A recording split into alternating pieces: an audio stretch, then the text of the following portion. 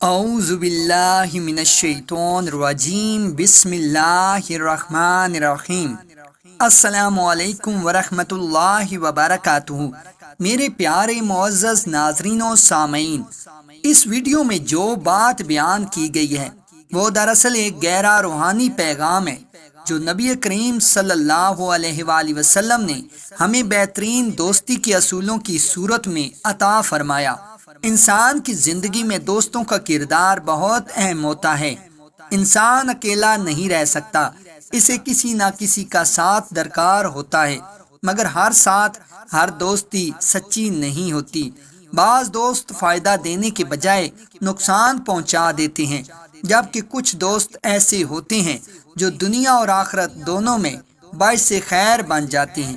نبی کریم صلی اللہ علیہ وآلہ وسلم نے اپنے صحابہ کو اور ہم سب کو یہ بتایا کہ ایک اچھا دوست کون ہوتا ہے اور اس کی پہچان کیسے کی جائے۔ اس تعلیم کا مقصد ہمیں اس بات کی طرف متوجہ کرنا ہے کہ دوستی کا انتخاب محض دنیاوی فائدے کے لیے نہیں بلکہ دین اور آخرت کی بنیاد پر ہونا چاہیے۔ انسان کی صحبت کا اثر اس کی زندگی، اس کے اخلاق اور حتیٰ کہ اس کے ایمان پر بھی گہرا اثر ڈالتا ہے۔ اگر انسان نیک لوگوں کے درمیان بیٹھے، اس سے بات کرے، ان کے اعمال کو دیکھے تو اس کے اندر بھی نیکی پیدا ہوتی ہے، لیکن اگر وہ برے لوگوں کے ساتھ رہنے لگے تو رفتہ رفتہ وہ بھی انہی جیسا بن جاتا ہے۔ یہی وجہ ہے کہ نبی صلی اللہ علیہ وآلہ وسلم نے فرمایا کہ اچھے دوست اور برے دوست کی مثال ایسی ہے جیسے عطار اور لوہار کی۔ عطار کے پاس بیٹھو گے تو خوشبو ضرور لگے گی، اور لوہار کے پاس بیٹھو گے تو یا کپڑا جلے گا یا بدبو آئے گی۔ اس لیے دوست کا انتخاب ایمان اور نیکی کی بنیاد پر ہونا چاہیے۔ اب اس حدیث میں رسول اللہ صلی اللہ علیہ وآلہ وسلم نے 3 نشانیاں بتائیں جن سے ایک اچھے دوست کو پہچانا جا سکتا ہے۔ پہلی نشانی یہ ہے، من ذکرکم اللہ رویاتہ، یعنی جس کو دیکھو تو تمہیں اللہ یاد آ جائے۔ یہ دوستی کی سب سے اعلیٰ پہچان ہے۔ وہ شخص جو اللہ کا ذکر کرتا ہو، اس کے چہرے پر نور ہو، جب تم اسے دیکھو تو تمہارے دل میں نیکی کا جذبہ بیدار ہو، وہی تمہارا حقیقی دوست ہے۔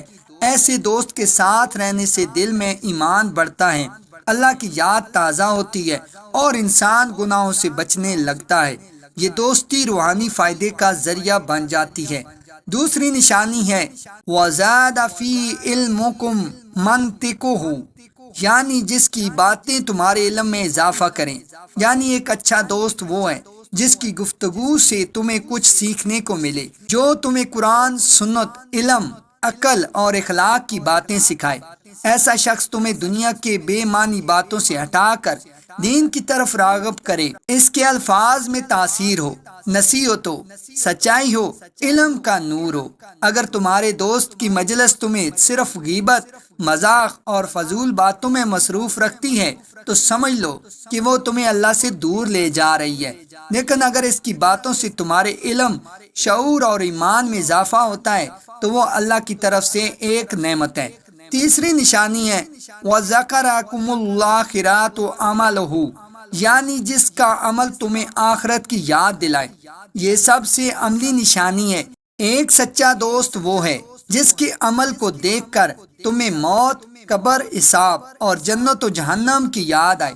اس کے اعمال تمہیں یہ احساس دلائیں کہ دنیا فانی ہے، اصل زندگی آخرت ہے۔ وہ شخص جو نماز، روزہ، صدقہ، خیرات اور خدمت خلق میں لگا رہتا ہے، اس کی صحبت تمہیں بھی نیکی کی طرف مائل کرتی ہے۔ ایسے لوگ وہی ہیں جن کی صحبت میں رحمت نازل ہوتی ہے۔ یہ 3 نشانیاں دراصل زندگی کے 3 ستون ہیں، ایمان، علم اور عمل۔ ایک اچھا دوست تمہارے ایمان کو مضبوط کرتا ہے، تمہارے علم کو بڑھاتا ہے اور تمہارے عمل کو سنوارتا ہے۔ یہی وہ دوست ہے جو دنیا میں تمہیں خیر کی طرف لے جائے گا اور آخرت میں تمہارے ساتھ جنت کی راہوں پر چلے گا۔